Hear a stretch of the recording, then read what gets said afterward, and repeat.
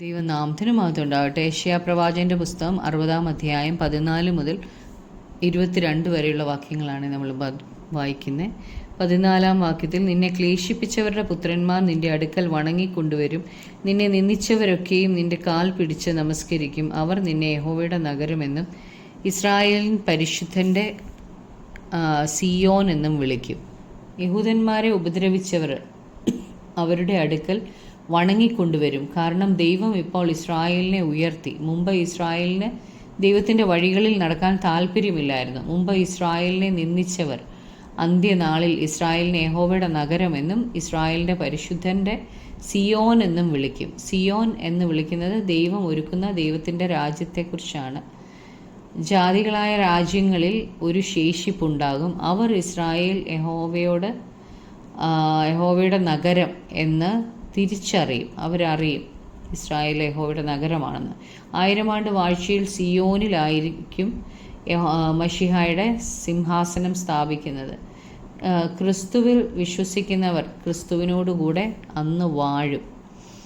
15-ാമത്തെ വാക്യത്തിൽ, ആരും കടന്നു പോകാതെ വണ്ണം നീ നിർജ്ജനവും ദ്വേഷവിഷയവും ആയിരിക്കുന്നതിനു പകരം ഞാൻ നിന്നെ നിത്യമഹാത്മ്യവും തലമുറ തലമുറയായുള്ള ആനന്ദവുമാക്കി തീർക്കും. വലിയ വ്യത്യാസം ഇസ്രായേലിൽ സംഭവിക്കാൻ പോവുകയാണ്. ഒരു നാളിൽ ഇസ്രായേലിനെ എല്ലാവരും ഉപേക്ഷിക്കുകയും എല്ലാവരാലും അവർ നിന്ദിക്കപ്പെടുകയും ചെയ്തിരുന്നു. എന്നാൽ അവർക്ക് നിത്യമായ മഹാത്മ്യവും ആനന്ദവും തലമുറ തലമുറയായി ഉണ്ടാകും എന്നാണ് ഇവിടെ പറഞ്ഞേക്കുന്നത്. 16-ാം വാക്യത്തിൽ, നീ ജാതികളുടെ പാൽ കുടിക്കും, രാജാക്കന്മാരുടെ മുല കുടിക്കും. യഹോവയായി ഞാൻ നിന്റെ രക്ഷകൻ എന്ന്, യാക്കോബിൻ്റെ വല്ലഭൻ നിന്റെ വീണ്ടെടുപ്പുകാരൻ എന്നും നീ അറിയും. എല്ലാ ജാതികളും ഇസ്രായേലിനെ കുറിച്ചുള്ള ദൈവത്തിൻ്റെ പദ്ധതി എന്തെന്ന് അറിയും. അതുകൊണ്ട് അവർ ഇസ്രായേലിന് വേണ്ടി കരുതും. ഇസ്രായേൽ ദൈവത്തിൻ്റെ പദ്ധതികൾക്കായിട്ട് ഏൽപ്പിച്ചു കൊടുക്കും.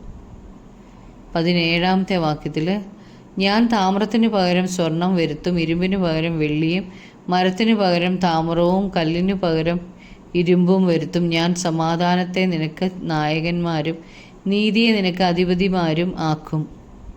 അപ്പം ദൈവം ഇസ്രായേലിന് വലിയ മാറ്റം കൊണ്ടുവരും. ഇസ്രായേലിൻ്റെ നായകൻ സമാധാനവും അധിപതി നീതിയും ആയിത്തീരും. 18-ാമത്തെ വാക്യത്തിൽ, ഇനി നിന്റെ ദേശത്ത് സാഹസവും നിന്റെ അതിരിനകത്ത് ശൂന്യവും നാശവും കേൾക്കയില്ല. നിന്റെ മതിലുകൾക്ക് രക്ഷ എന്നും നിന്റെ വാതിലുകൾക്ക് സ്തുതി എന്നും പേർ പറയും. രക്ഷ വിജയത്തെ കാണിക്കുന്നു. രക്ഷയായിരിക്കും അവരുടെ മതിൽ, സ്തുതിയായിരിക്കും അവരുടെ വാതിൽ. അതുകൊണ്ട് അവിടെ സാഹസവും നാശവും ശൂന്യവും ഒന്നും അതിരിനകത്ത് കേൾക്കത്തില്ല. 19-ാമത്തെ വാക്യത്തിൽ, ഇനി പകൽ നേരത്ത് നിന്റെ വെളിച്ചം സൂര്യനല്ല, നിനക്ക് നിലാവെട്ടം തരുന്നത് ചന്ദ്രനുമല്ല. യഹോവ നിനക്ക് നിത്യപ്രകാശവും നിന്റെ ദൈവം നിന്റെ തേജസ്സുമാകുന്നു. ദൈവരാജ്യത്തിൽ സൂര്യനും ചന്ദ്രനും പ്രകാശിപ്പാൻ ആവശ്യമില്ല. വെളിപ്പാട് 21-23 നമ്മളിത് കാണുന്നുണ്ട്. അവിടെ സൂര്യനും ചന്ദ്രനും പ്രകാശിപ്പാൻ ആവശ്യമില്ല, കുഞ്ഞാടാണ് അവിടുത്തെ വിളക്ക് എന്ന്. ഇത് പറയുന്നത് യഹോവയാണ്. അവിടുത്തെ വെളിച്ചം യഹോവയാണ്, അവിടുത്തെ വെളിച്ചവും തേജസ്സും എന്നാണ് ഇവിടെ പറഞ്ഞേക്കുന്നത്. ദൈവരാജ്യത്തിൻ്റെ വ്യത്യസ്തത അവിടുത്തെ ദൈവത്തിൻ്റെ തേജസ്സാണ്. 20-ാമത്തെ വാക്യത്തിൽ, നിന്റെ സൂര്യൻ ഇനി അസ്തമിക്കുകയില്ല, നിന്റെ ചന്ദ്രൻ മറഞ്ഞു പോവുകയില്ല. യഹോവ നിന്റെ നിത്യപ്രകാശമായിരിക്കും, നിന്റെ ദുഃഖകാലം തീർന്നു പോകും. ദൈവരാജ്യത്തിൽ എപ്പോഴും പ്രകാശമായിരിക്കും നിറഞ്ഞു നിൽക്കുന്നത്. അവിടെ ദുഃഖമില്ല, കണ്ണുനീരില്ല. അവയെല്ലാം പാപത്തിൻ്റെ അനന്തരഫലമാണ്. അവിടെ പാപമില്ലാത്തതുകൊണ്ട് അവിടെ ദുഃഖവും കണ്ണുനീരും ഇനിയില്ല. 21-ാമത്തെ വാക്യത്തിൽ, നിന്റെ ജനമൊക്കെയും നീതിമാന്മാരാകും. അവർ മഹത്വപ്പെടേണ്ടതിന് എൻ്റെ നടുതലയുടെ മുളയും എൻ്റെ കൈകളുടെ പ്രവൃത്തിയും ആയിട്ട് അവർ ദേശത്തെ സദാകാലത്തേക്കും കൈവശമാക്കും. കർത്താവ് രക്ഷിച്ച ഈ ജനമെല്ലാം നീതിമാന്മാരായിരിക്കും. ദൈവത്തിൻ്റെ സകല അനുഗ്രഹങ്ങളും അവർ പ്രാപിക്കും. അവരിലൂടെ ദൈവത്തിൻ്റെ നാമം മഹത്വപ്പെടും.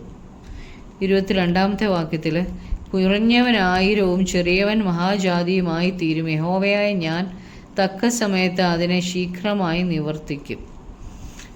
ഇവിടെ നാം കാണുന്നത് സമൃദ്ധിയെക്കുറിച്ചാണ്. ആരും ശ്രദ്ധിക്കാതിരുന്നവരെ മഹാജാതിയാക്കും. ലോകത്തിലെ ജാതികൾ ഇസ്രായേലിനോട് യുദ്ധത്തിന് ഒന്നിക്കും. എന്നാൽ ദൈവം ഇസ്രായേലിനെ ഒരു മഹാജാതിയാക്കും. ദൈവം അവർക്ക് വലിയ മാറ്റം കൊണ്ടുവരും. ഇത് അന്ത്യനാളിലേക്കുള്ള പ്രവചനമാണ്.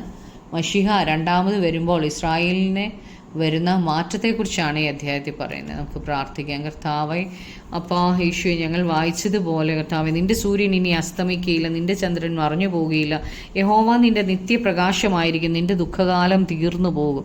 കർത്താവെ, ഇങ്ങനൊരു കാലത്തിനായി ഞങ്ങൾ അങ്ങേക്ക് നന്ദി പറയുന്നു. കർത്താവെ യേശുവേ, അപ്പാ, ആ നിത്യമായ സ്വർഗത്തിൽ അങ്ങയോട് കൂടെ വാഴുവാൻ കർത്താവെ, കണ്ണുനീരും രോഗവും ദുഃഖവും ഒന്നും ഇല്ലാത്ത ആ നാട്ടിൽ കർത്താവെ, അങ്ങയുടെ കൂടെ വസിക്കുവാൻ തക്കവണ്ണം ഒരുങ്ങിയിരുപ്പാൻ ഞങ്ങളെ സഹായിക്കണമേ.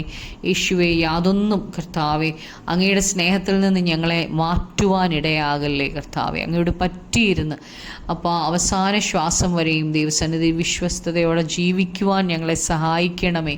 യേശു ക്രിസ്തുവിൻ്റെ നാമത്തിൽ തന്നെ. ആമേൻ.